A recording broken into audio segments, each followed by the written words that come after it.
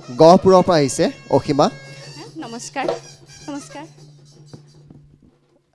আপোনাৰ লগত জীৱনত এটা দুৰ্ঘটনা সংঘটিত হৈছিল আমি জনাত, কি আছিলে ক'ব নেকি? 2006-ৰ 11 মে আছিল। মই ঠিক পাকঘৰত ভাত বনাই আছিলোঁ, তেনেকুৱাতে চিলিণ্ডাৰ ৰেগুলেটৰটো বাৰ্ষ্ট হৈ গ'ল। বাৰ্ষ্ট হৈ লগে লগে মানে ষ্ট'ভত মই জুই মাৰিয়ে আছিলোঁ, মানে লগে লগে জুইটো মোৰ বুকুৰ পৰা মূৰত জুইটো মাৰি দিলে। এই বস্তুটো সম্পূৰ্ণ জ্বলি গ'ল। জ্বলি যোৱাৰ লগে লগে মই মাটিত পৰি গ'লোঁ। পৰাৰ লগে লগে গেছৰ জুইটো বায়ুতকৈ গধুৰ, সি আঁঠুৰ পৰা ওপৰলৈ নুঠে। মই যে পৰি গ'লোঁ, পৰি যোৱাৰ লগে লগে সেই গোটেই গেছৰ জুইটোৱে মোক বেৰি ধৰিলে। ভগৱানৰ কিবা আছিল। মই চেঞ্জটো হেৰুওৱা নাছিলোঁ। খুব কষ্টৰে মই পাকঘৰৰ পৰা ওলাই আহিছিলোঁ। ইতিমধ্যে তেতিয়ালৈকে মানে মোৰ বেডৰুম, আমাৰ পাকঘৰ, ডাইনিং ৰুম জ্বলিলে, আধা আধি জ্বলিলে আৰু ময়ো সম্পূৰ্ণ জ্বলিলোঁ। বাহিৰলৈ ওলাই অহাৰ লগে লগে কাম কৰা ল'ৰাজনে থাপ মাৰি ধৰি বস্তাটো মেৰিয়াই মোৰ গাৰ সম্পূৰ্ণ কাপোৰ খুলি দিলে। মই সম্পূৰ্ণ উলংগৰে মানে মানুহৰ মাজেদি খোজকাঢ়িব নোৱাৰা হ'লোঁ, চকুৱে নেদেখা হ'লোঁ। খুব কষ্টৰে বগাই বগাই গৈ বহুত দূৰ গৈ বাথৰুমটো পাইছোঁগৈ। বাথৰুমতে মোৰ চেঞ্জটো নাইকিয়া হ'ল। তাৰপিছত মই গম নাপাওঁ, মানে তাৰপিছত মোক সম্ভৱ চাৰিআলিলৈ নিলে, তাতে 3 দিন ৰাখিলে। মোৰ কোনো স্লাইন দিব পৰা ব্যৱস্থা নাছিল। এই মাংসবিলাক মই খোজকাঢ়িব নোৱাৰা হোৱাত চুঁচৰিছিলোঁ। চুঁচৰিবলৈ চেষ্টা কৰোঁতেনে মাংসবোৰ চব সৰি গ'ল। মোৰ দাদা আছিলে, দাদাৰ হাততে মোৰ ভাতৰ মাংস মানে দাদাৰ হাততে আছিলে, সৰি গৈছিলে। সেইকাৰণে মোক স্লাইন দিব পৰা নাছিলে। জুইয়ে পুৰিলে গাৰ পানীটো ওলাই যায়। গাৰ পানীটো ওলোৱাৰ কাৰণে মই খুব ফুলিলোঁ।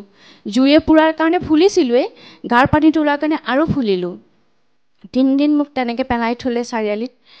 তাৰপিছত মানে যেতিয়া ফুলি গ'লোঁ, এই বস্তুটো মোৰ চকুটো জাপ খাই গ'ল। চকুটো মেল নাখায়, নাকটো বহুত ডাঙৰ হৈ গ'ল, মুখখন নহয়। মানে কোনো প্ৰমাণ নাই মই যে বাচি আছোঁতো কোনো প্ৰমাণ নাই। মোৰ বৌ আছিল লগতে, মোৰ মানে যিগৰাকী বাইদেউ, দাদা মানে বৰজনাৰ বৌ, অলপ বৌ গাটো জুই লাগিছিল। বৌ ভালে আছিল। তাৰপিছত তাৰমানে দাদাহঁতে সিদ্ধান্ত কৰিলে যে এই মানে মই ইতিমধ্যে মৰিলোঁ বুলি ভাবিলে আৰু মই কিন্তু বাচি আছোঁতো মইহে জানো, কোনো প্ৰমাণ নাই। না মোৰ নাভ বিচাৰি পায়, না মই হাত ভৰি লৰাব পাৰোঁ, না মোৰ মানে উশাহ লোৱা গম পায়, একো গম নাপায়। তাৰপিছত মানে ঘৰৰ মানুহে সিদ্ধান্ত কৰিলে যে এখেতৰ ডেড বডি ঘৰলৈ পঠিয়াওঁ। মানে যিগৰাকী মোৰ লগত পৰিছিলে তেখেতক আমি চাৰিআলিৰ পৰা এই কেটলা চাৰিআলিত, যিখন কেটলা নহয় চাৰিআলিতে হয় আৰু কেটলা মানে ভৰ্তি কৰাওঁ। মোকতো ডেড বডিৰ কাৰণে এম্বুলেঞ্চ মাতি ডেড বডি উঠালে। মোৰ ইমান দুখ লাগিছে। মোৰ 3টা সন্তান, তেতিয়া মানে 2জনী ছোৱালীহে জন্ম হৈছে। এজনী 1ম শ্ৰেণী, এজনী অংকুৰত পঢ়ি আছে। মোৰ সিহঁতলৈ খুব মনত পৰিছে। আৰু এটা ভয় লাগিছে, মোক জীয়াই জীয়াই জ্বলাই দিবগৈ এতিয়া। মই কি কৰি প্ৰমাণ কৰিম মই যে জীয়াই আছোঁ। মানে স্বামীয়ে অত্যন্ত কান্দিছে। ঠিক কেটেলাত সোমাইছোঁ, তেনেকুৱাতে মোৰ পিছডোখৰ স্বামীৰ গাত আছিলে। মই খুব পাচাপ কৰিব লাগিলে, মই পাচাপ কৰি দিলোঁ। তেতিয়া তেখেতে গম পালে নাই এইটো জীয়াই আছে। লগে লগে জাপ মাৰি একদম কেটেলাত ডক্তৰক থাপ মাৰি ধৰি আনি মোৰ ওচৰত পোৱাই যে মোৰ মানুহজনী জীয়াই আছে।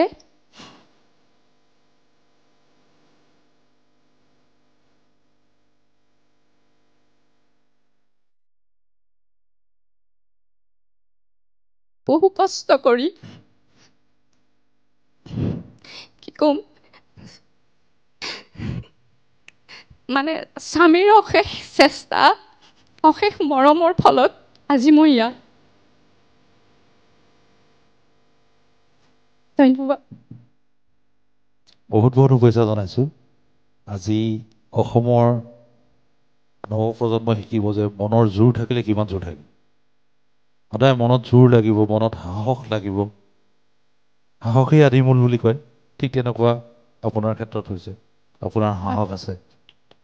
সাহস মানে মোৰ স্বামী অতি, কি বুলি ক'ম, তেখেত মোৰ বাবে স্বামীয়ে নহয়, মোৰ দেউতা, মোৰ মা, মোৰ বন্ধু, মোৰ মানে সাহসৰ প্ৰতীক সকলোবোৰ তেখেতৰ মানে সাহসৰ বাবেহে মই জীয়াই থাকিলোঁ 3 মাহলৈকে মই গমেই নাপাওঁ 3 মাহৰ পিছত মই আকৌ খোজ কাঢ়িব নোৱাৰা হ'লোঁ ভৰিকেইখন একদম পুৰি পেলালে এতিয়াও নাৰ্ভবোৰ চুটি হৈ যায় মানে সমানত নপৰে ভৰিকেইখন এতিয়াও মই গৰম দিনত ভৰিকেইখন ধুপ উঠি যায় ঠাণ্ডা দিনত ফাটি যায় তেওঁ মানে ইমান সাহস দিয়ে মোক যে তুমি সব পাৰিবা মই আছোঁ নহয় ঠিক তেনেকৈ সাহস দি আজি মোক ইয়ালৈ পঠাইছে বাচিছোঁ কেৱল তেখেতৰ কাৰণেই আছোঁ মাত্ৰ তেখেতৰ কাৰণে তেখেত লগত আহিছে নেকি নাই তেখেত আহিব পৰা নাই তেখেতে ব্যৱসায় কৰে বিভিন্ন কাৰণত আহিব পৰা নাই মোৰ ছোৱালী দুজনী আহিছে মোৰ লগত মোৰ দাদা আহিছে যদি ভগৱানে কৃপা কৰে তেখেত কাইলৈ ওলামি বুলি কৈছে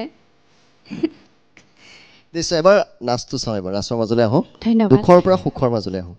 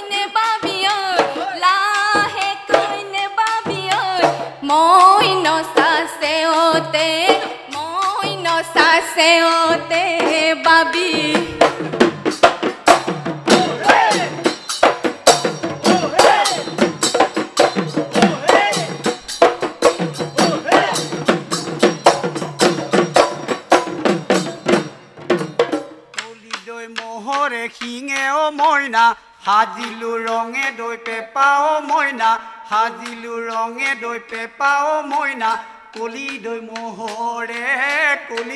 মোহৰে কি ঐ নলৰে এচাৰি বাঁহৰে বুলনি নেলিয়া কটাৰি লয়ে ইতিমধ্যে আপোনালোকে শুনিবলৈ পালে গহপুৰৰ বোৱাৰী অসীমাৰ মনৰ কথাখিনি কেনেকৈ মৃত্যুৰ মুখৰ পৰা তেওঁ বাচি আহিলে কেনেদৰে তেওঁ চাৰ্মিয়ে তেওঁক মৃত্যুৰ মুখৰ পৰা বচালে সঁচাই আচৰিত ধৰণৰ কথা কেতিয়াও নুশুনা নেমেলা এটা কথা আৰু এটা ডাঙৰ ঘটনা যিটো ঘটনাৰ পৰা বাচি আহি আজি এনেদৰে বিহু নৃত্য কৰিবলৈ তেওঁ পাৰিছে এইগৰাকী নাচনীক আপোনালোকে মৰম দিব আশীৰ্বাদ কৰিব তেওঁলোকৰ দুগৰাকীয়ে সুস্বাস্থ্য কামনা কৰিব যাতে সদায় আমাৰ মাজত এনেদৰে থাকিব পাৰে ইমান ধুনীয়াকৈ বিহু নৃত্য কৰিছে আৰু লগতে তেওঁলোকৰ কথাখিনি শুনিলে চাই বহুত বেছি দুখ লগা আৰু সমগ্ৰ অসমবাসীয়ে চকু পানী ওলাই গৈছে যদি আপোনালোকে ভিডিঅ'টো চাইছে তেতিয়া সঁচাই আপোনালোকেও যাতে চকু পানী ওলাই গৈছে নিশ্চয় কাৰণ কথাখিনিয়ে আমাক বহুত বেছি আৱেগিক কৰি তুলিছে বহুত বেছি দুখ লগা বিষয় যিটো আজি তেওঁ মৃত্যুৰ মুখৰ পৰা আহি এনেদৰে বিহু নৃত্য কৰিবলৈ পাইছে বহুত বেছি ভালো লাগিছে তেওঁ আজি ইমানখিনি আগবাঢ়িব পাৰিছে তেওঁ চাৰ্মিৰ বাবে আৰু যদিহে ভিডিঅ'টো চাই ভাল লাগিলে সকলোৰে মাজত শ্বেয়াৰ কৰি দিব